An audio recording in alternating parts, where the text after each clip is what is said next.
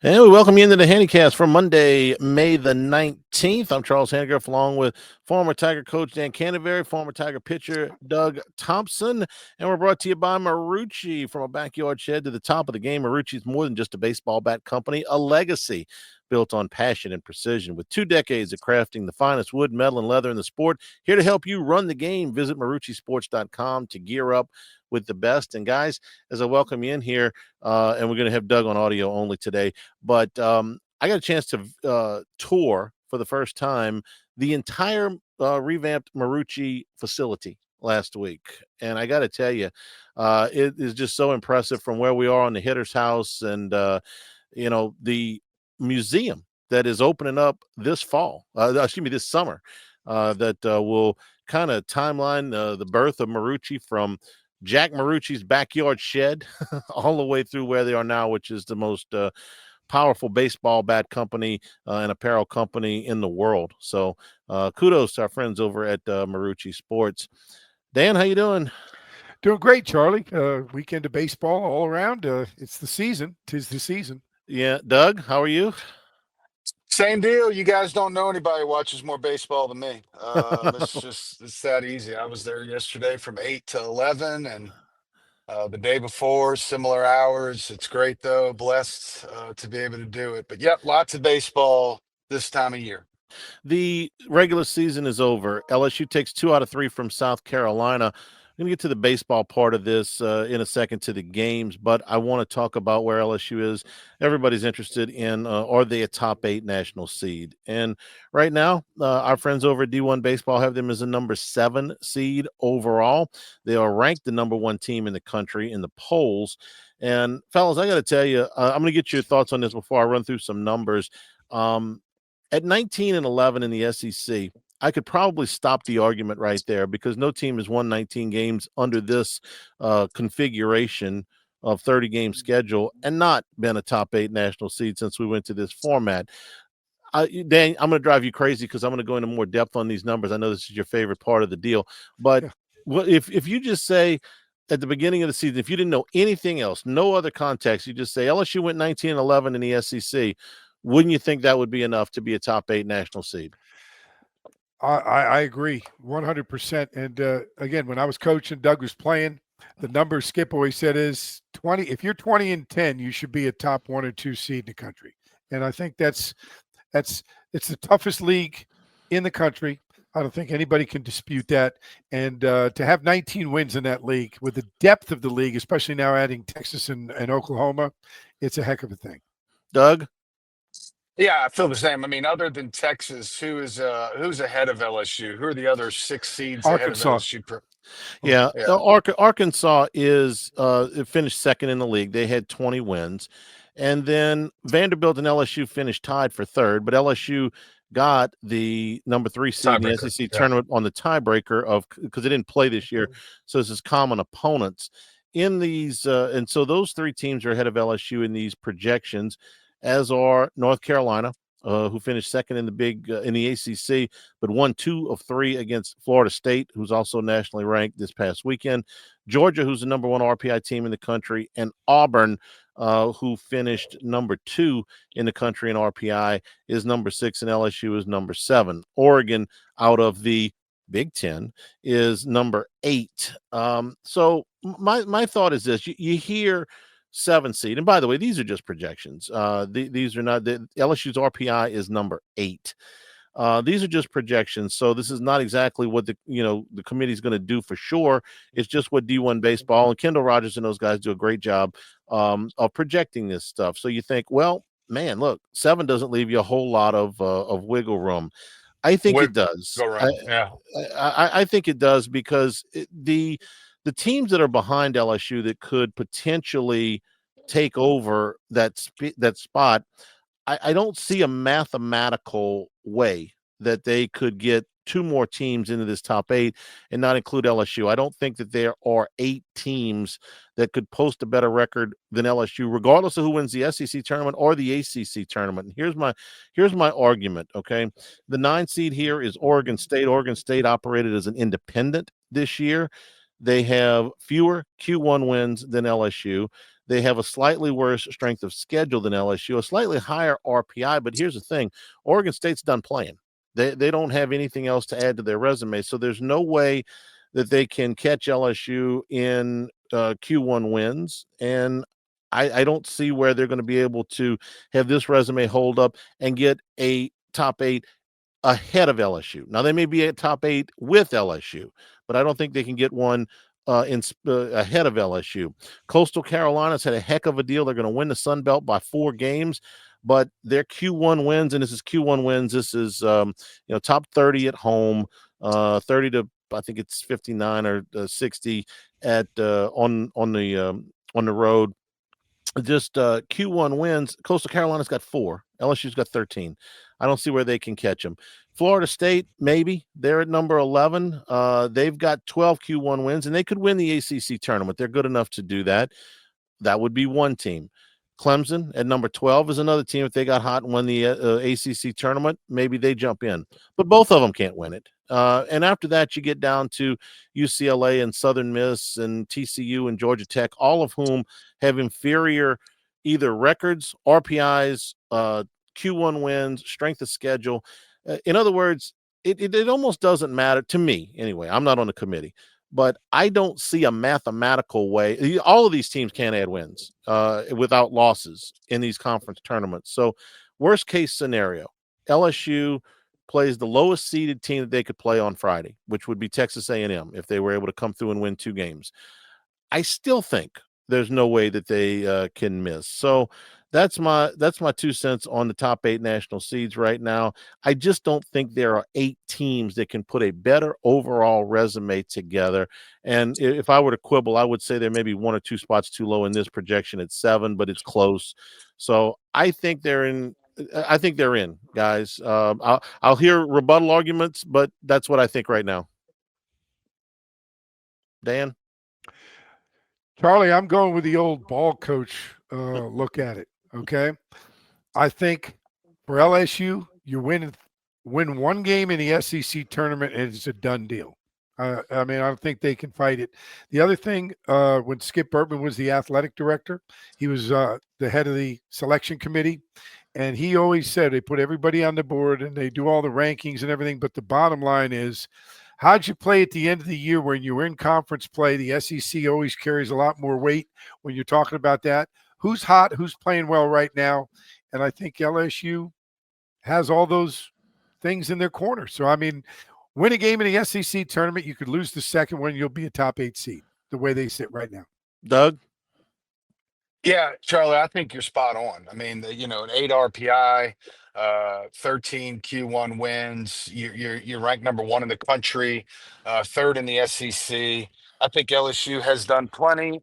I think that you're right. I don't think anybody else. I don't think there's enough highway left for anybody else to do enough damage to surpass them. And I would really be shocked if LSU didn't end up as a top 8 seed, no matter what happens from here on out. And by the way, Dan, I got to bring this up. And I've talked with Skip about this, and I've talked with committee members when we've done the Q&As afterwards. I hate that they're hot and they're playing well at the end of the season thing, because I don't think it should matter when you play people. I think it should matter who you play. And I'll just give you an example. There's a big difference this week between playing Arkansas and playing Missouri.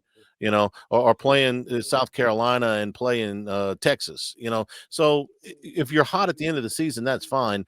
But the games in March count too. That's kind of my deal on and it. I think that's where the RPI comes into play. Yeah. And I'm not a big fan of RPI, but that's where it comes into play. That's kind of the balancing trick to make sure that doesn't happen. But again, that's the way people think. And Charlie, and I know Doug knows this. The SEC tournament and the NCAA, it's about putting out the best, most watchable, most ticket-selling teams in the tournament. Yeah, this is still a business. It's still a business. If you will. We're brought to you by Bayou Apparel. If you're looking for anything LSU, go to everythinglsu.com, made by locals. Shipping from Baton Rouge, the highest quality products to showcase your brand, whether it's an established one or a new one. They create eye-catching designs that fit your company's message, logos, event T-shirts, and promotional items for your business. Call 225-928-9090 or go to the website at everythinglsu.com. All right, let's talk about this SEC tournament where LSU will play. The first game tomorrow is between Texas A&M and Missouri, or excuse me, the last game of Tuesday is Texas A&M and Mississippi State. The winner of that gets Auburn, and the winner of that gets LSU on Friday night. So, Dan, LSU is the last team to take the field in this tournament. They'll have to get to see everybody else play. But what I like about this the best is it's all single elimination, meaning that with the double bye, LSU will play at most 3 games. So this looks like a regular 3-game series. It's not some of these SEC tournaments of years past where maybe if you got on a winning streak, you had to play 5 games in 6 days or something like that. So I like this. And how might LSU approach the pitching for a tournament that could be 1 game, 2 games, or 3 games? Well, I like where LSU sits, and I like the way it lays out. And the bottom line is, I know Jay Johnson. He wants to win every game, and he should. I mean, that's part of the deal. He's real big on keeping his pitchers in a regular order.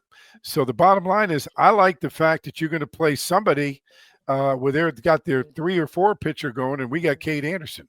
So I think that really changes everything. And I think that's advantage LSU. Then if you win that game, you go to your second game, and you got Ianson going against somebody's number 5. Yeah, it really does set up well for the teams with the bye. Doug, as a starting pitcher, let me ask you about how you would want to be handled. I'm thinking back to 2 years ago when LSU had a national seed locked up going to the SEC tournament, and Jay Johnson threw Paul Skeens in the first game, but he got him out after, I want to say it was 85 pitches. So or would you expect something similar with Anderson on Friday, if he throws Anderson on Friday, to say, hey, listen, we're going to get you out, we're going to get you some work, but we're not going to extend you at all? Yeah, I mean, I think it's all situational, but yeah, I wouldn't expect to see him go much past 100 pitches on Friday. I think, and I'm agreeing with Cano, the playing on the weekend and not having to disrupt your pitching order is a huge bonus.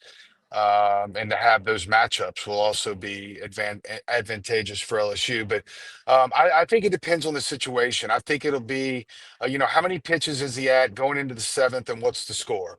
If he's at 85 and it's a 1-run game, I think he goes out for the 7th inning. If he's at 103 and we're up by 5, I think he's done. Like, so it'll matter, kind of the situation, because I do think that, like Cano said, LSU definitely wants to win the game. But in terms of him going out there and getting 115, 120 pitches, I do not see that happening. I don't think it's that big of a must-win situation. All right, let me ask, let's do this from a worst case scenario. Doug, I'll start with you.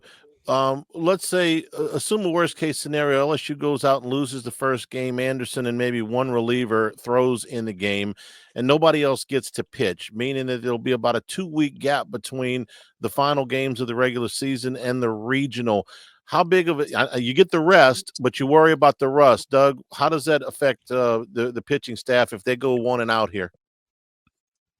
Well, I mean, you'll do the controlled scrimmages and inter squads, and they'll face plenty live batters, and the same thing for the hitters. They'll see plenty live pitching. You'll pitch guys on the day of their rest. So if LSU were off the next Friday, Cade Anderson would throw that Friday. Why do you say 2 weeks? I'm just curious. If they Well, lose if one, okay, oh, you mean since Ianson would have thrown, it'd be 2 weeks. Gotcha. Cade yeah, Anderson would be yeah, fine.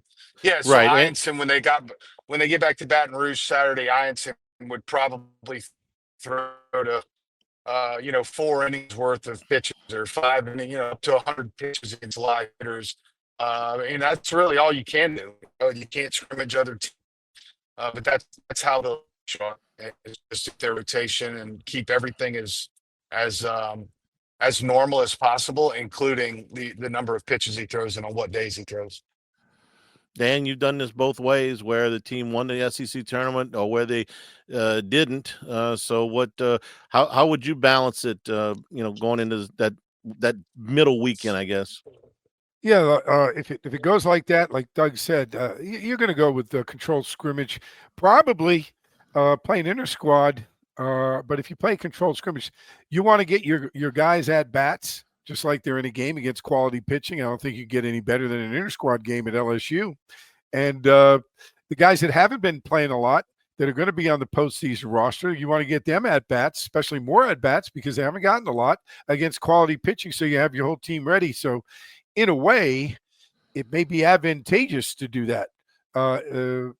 In the fact that you get more work done, and it's kind of like less pressure packed work, and maybe you can make some adjustments and do some things, try some things in an inter squad or controlled scrimmage that you wouldn't do in a real gotta win ball game. So, you look at it both ways. The bottom line is all three starting pitchers, and right now it looks like 7 pitchers. You got to really get some work in, either live in the games in the SEC tournament or inter squad and controlled inter squad right through Sunday. So I think Doug's right on it. I think that's what's going to happen one way or the other. It'd be nice if they played 3 ball games, held everybody to 85 pitches, and had a little pitch off out of the bullpen and see if somebody can come through in the SEC tournament and add to that bullpen staff that we need a little depth in. We're brought to you by Dependable Storage with 8 locations across Louisiana and 1 in Gulfport, Mississippi. They'll match any competitor's pricing, offer convenient online rentals and payments, and offer free use of the moving truck for new rental move-ins. Clean, secure, and conveniently located facilities. Check out the website at dependablestorage.com for locations, pricing, and rentals. And like Skip Bertman says, at Dependable Storage, we want your stuff. I want to go back to Thursday night's game and get this from both perspectives, kind of, because it was a good news, bad news situation, I thought, for LSU. The bad news was that Connor Ware once again struggled with his control. He walked 4 in just an inning and change. He didn't allow any hits, but he walked 4. And I thought that Zach Cowan, for the 3rd time maybe in 4 outings, was a little bit shaky on the back end, giving up 3 runs. On the other hand, I thought Jaden Newt was fantastic, and I think he's really started to come on here. And looking at the numbers from just Southeastern Conference play, Jaden Newt's ERA in SEC play is now under 3. Now, he's only thrown a little over 9 innings, but that's still a really good number. And I also thought Chase Shores started to, he's pitched well. I think the last 3 or 4 times he threw 2 shutout innings. So, Dan, I'll start with you. Any of those guys that you want to talk about, either the ones that pitched well, or the ones that didn't? Tell you what, I think Jay saw something he liked there. I agree with you. I think Newt has made his move to get in that, as Doug and I have talked about, 6 or 7 man group that you need for the postseason. And I think first of all, Newt has moved into being an out eater in the middle of the game. He can bridge from the starter and get you into the closer area. I think he's done well. He might even emerge as the 3rd guy as a starter, because he could throw some pitches around the plate. The fact that he didn't walk anybody and struck out 5 in 4 innings shows me he's got the stuff and he's around the plate. He showed a lot of poise, so I really like that. I think Chase Shores has kind of not maybe reinvented himself, but moved himself up in helping the team win by being a short guy out of the pen. And I think that's big for Jay Johnson, because he did it twice over the weekend. And so he's making a move in that short, role. So if you look at it, in my opinion, I think you got 6 guys now you can count on. I do want to mention this. One thing that may happen this weekend is you may not see Zach Cowan pitch. I think, like you said, 3 out of the last 4 outings, he's been a little down on what his earlier production was. He might be getting a little tired coming back. Used to being a starter, but he's been pitching a lot in relief a couple times on a weekend.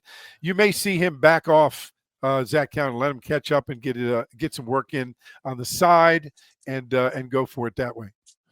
Doug, your thoughts about Cowan, Newt, Shores, and Ware? Yeah, first of all, Cowan, the league has made some adjustments, and he's not quite as sharp. So I wouldn't hate that, actually, but I think he's a big part of the future success of this season for sure. And I agree. I think Newt and Chase Shores have quote unquote graduated.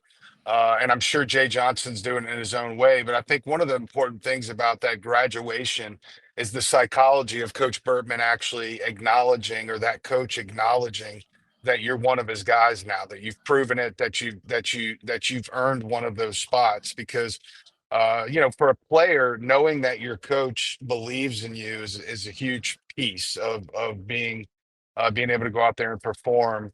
So I'm sure that Jay, just simply putting them in the situations he's put them in is kind of an indication. But I'm with you, Cano. I think that we're up to 6 guys now that can go out there and eat up some outs. And I'm going to add this in, Charlie. And I think a guy, and I've been pushing this all year, I think a guy trying to move into the 7 hole seems to be Cooper Williams, who pitched pretty well this weekend. Yeah, he's looked pretty good. And it's a lefty bat. They brought in the Saturday game. I believe it was Maverick Rizzi to face the one right-hander. He got the right-hander out. There were 3 lefties to come up, and then it was Cooper Williams after that. So I agree with you. I think that you got a real good shot to see some more of him. When we get into the tournament. We're brought to you by Lake Urgent Care. 25 years of experience dedicated to providing quality care close to home. Treat minor illnesses and injuries for ages 3 months and up. 17 convenient locations: Baton Rouge, Hammond, Livingston, and Ascension Parish, plus occupational health and weight loss solutions. As a extension of Our Lady of the Lake, patients can access care from anywhere with the MyChart patient portal. Our urgent care centers are open 7 days a week. Simply walk in, check in online, or schedule a virtual care visit at lakeurgentcare.com. I want to ask Doug about Anthony Ianson's outing on Saturday. Doug, Ianson has been lights out for a month, and you look at his pitching line here, it looks pretty good. He gave up 2 runs in 7 innings. That's a quality start every day of the week and twice on the Saturday. But he, by his own admission, said he didn't have his best stuff. He battled through. Man, look, I saw Aaron Nola once, the great Aaron Nola, give up 5 runs in a regional first inning and battle through it. They were unearned. But you can talk a little bit about this time of year trying to fight through, and how impressive was that to you that Ianson was able to battle through what were some rough first couple of innings before he kind of settled in? Well, I think that's a key, and it's a must attribute for a starting pitcher to have, because Ken will tell you, I mean, rarely do you go out there and have all your stuff. And part of pitching is figuring out how to still get outs when you don't feel the same command, or you don't have the same life in your fastball. Your curveball's not quite breaking as sharp as it normally does. So for him to say that, is an indicator to me that he's a starting pitcher. Like he's really evolving into a pitcher able to go out there without his best stuff in that league and still win. And like you said, compete with a dang good line. 7 innings pitched, 2 runs in the SEC. I don't care who you're playing, but if it's on the road, that's a hell of a start. So that's what that tells me, Charlie, is that he's really becoming a pitcher, and going out there being able to win on the road without his good stuff is all you really want to hear. Last week, I asked you guys about Jared Jones. Said he'd been struggling a little bit. He struck out 8 times in the series against Arkansas, was scuffling a little bit of it. I think he was 2 of 13. We talked about the potential of, even just for a game or so, maybe 2, dropping him in the lineup. Both of you guys said, no, leave him right where he's at. He'll be fine. As usual, you guys were right, and I was, off spiffballing somewhere. Jones was 6 for 13 this weekend. He hit 3 homers. He drove in 5. And maybe as important as anything, he only struck out twice. Any adjustments you guys saw him make? It appeared, this is just from the layman, that he was chasing a lot of high fastballs, but this weekend that was not the case. Dan? Again, I think it's approach and discipline in the approach. And I think, Jay and Mark, the big chief, had a lot to do with that. Showed him some film, looked at his numbers, looked at, where he was making the outs from, and probably really try to hone in on his mental approach, take the pressure off himself, stop trying to do everything, just have good at-bat, one pitch at a time. And again, a lot of that is just refocusing and getting ready for the end of the year. And you basically have a new season coming up, starting with the SEC tournament. So kudos to the coaches. I think they had a lot to do with that. One more time, we tell you we're brought to you by the law offices of O.C. Brown. Dana Brown and his team of attorneys for the last 30 years have helped us out on a number of occasions, whether you've been in a car accident, if you have other legal issues. The law offices of O.C. Brown should be your first and only call. Truly your law firm for a lifetime, and that first consultation is always free. Call them at 225-343-1111. 225-343-1111, and on the web at ossiebrown.com. Now, you guys are both pitching guys, so you'll appreciate this stat. I've been holding this one for a while, because I can honestly say I've never seen this covering college baseball. Usually, 982 will lead the league in fielding percentage. 982, 983. That's pretty good. LSU ends up in 30 SEC games fielding 984. Stephen Milam, who started every game at short, Daniel Dickinson, who started every game at second, and Michael Braswell, who started most of the games at third, combined to make 4 errors in 30 games. This is your second baseman, your shortstop, and your third baseman. Doug, I know as a pitcher, you would appreciate that kind of defense, man. That is elite level stuff, and I wanted to bring that up today. I've been, like I said, I've been holding that stat. I wanted to get to the end of the year and see where it held up historically. I think that's number one in my book as far as college infielders in the SEC. I mean, that's almost unheard of. Those numbers, 4 errors between them, or Yes. they each had 4 errors. No, combined. Oh my goodness! How'd you like to pitch for that group, Doug? That'd be it's like pitching in professional baseball. I mean, everybody fields their position well. Dickinson has been amazing. Some of the plays that he makes just makes look really easy. That are not. The same thing could go for Milam and Braswell. So they have all been spectacular. But Charlie, wow, what a find there! I didn't realize 4 errors. That's almost unheard of. For an entire SEC season. Jeez, Charlie, I'm going to add in there. I was looking at all the numbers and everything going in. There's no errors this weekend. We didn't make an error. Yeah, amazing. An SEC weekend, not one error anywhere on the field. Wow. The thing is, Doug, and you can appreciate this as well. I think you have to look at our team, and really the most consistent. I think the rock in the postseason is going to be throw the ball over the plate and let the infield and let the fielders work for you. That's really the strength of the team. So like this weekend, we struck out much more than we walked. We had our walks down. We didn't have any of those 9 walk games or 7 walk games that kind of blow it out of proportion. If we can keep the walks down, and even if we cut down the strikeouts and force them to hit it more, go to your strength. That defense is the best defense I've ever seen at LSU. And Doug, you may agree with me on that. And we have some pretty good players. But again, they made no errors all weekend on a grass field. Remember, that's a factor now too, grass fields. Although they're all well manicured. I mean, it's not like they were playing on turf and it was easy. Well, they made no error on a grass field, and it's just that's remarkable what they've done. And look, find me a national championship team that has had a problem with throwing strikes. I mean, Cano, you said the key coming down the home stretch is throwing strikes.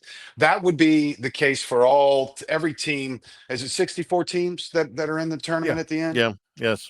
Yeah, that's going to be the case for everyone. If you want to get to Omaha, Nebraska and win in Omaha, Nebraska, number one, you have to throw the ball over the plate. The margin for error is too thin once the competition continues to get better and better to be given free passes. So I couldn't agree more, Keno, but that's not an LSU thing. That's just a baseball thing.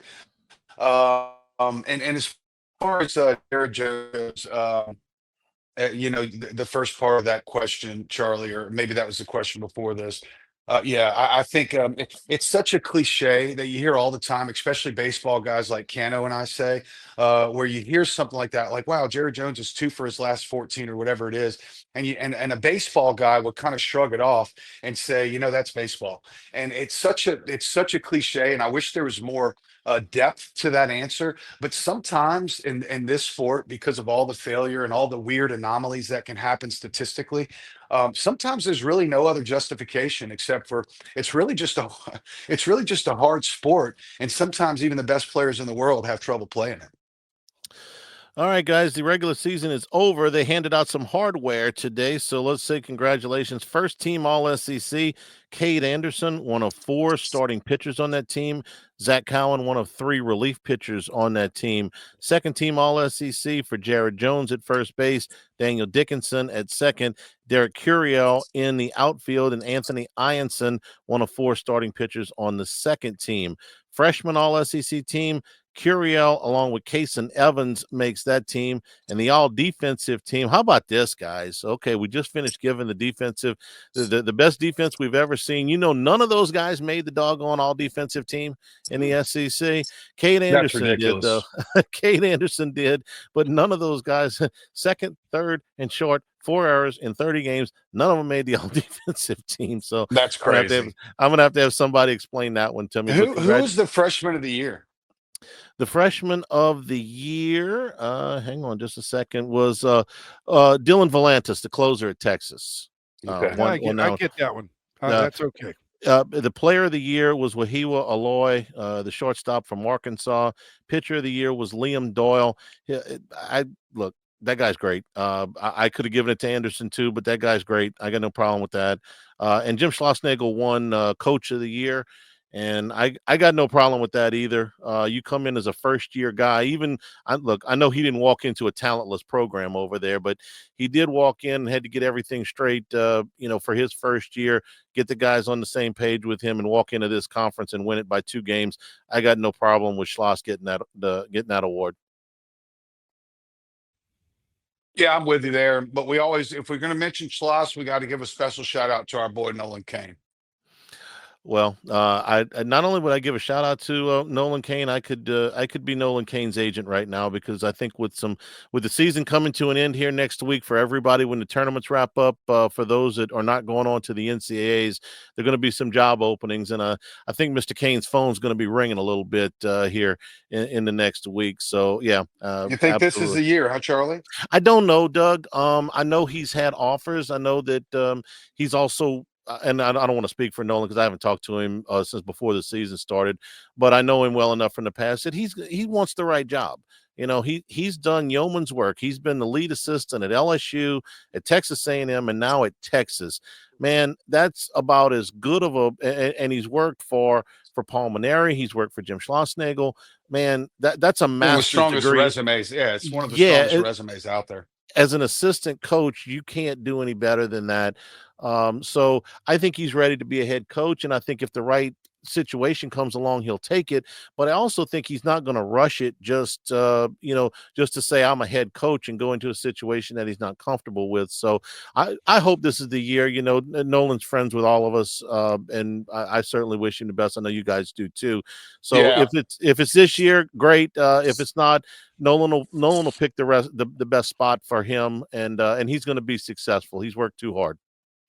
Well, when you throw out that resume, whoever picks him up is going to get a superstar coach and a superstar human being. I mean, I agree. That's a fact. And I'm going to throw this in. He's got a superstar wife, which is big, because Kristen knows what's going on. She played ball. She coached. There's no question. As much as we like him, we probably like her more because we've all worked with her too, and that's a no-brainer. She gets things done, and there's no doubt. Okay, LSU will play the second game on Friday, somewhere in the vicinity of 6:30. It'll be Texas A&M, Mississippi State, or Auburn. It's a single elimination tournament. A week from today, Memorial Day, will be Selection Monday. We'll find out who's coming to Baton Rouge. LSU's definitely hosting in the first round. We feel like they'll be a top 8 national seed as well. For Doug Thompson, for Dan Canevari, I'm Charles Hanagriff saying thank you. And this has been the Handycast for Monday, May the 19th.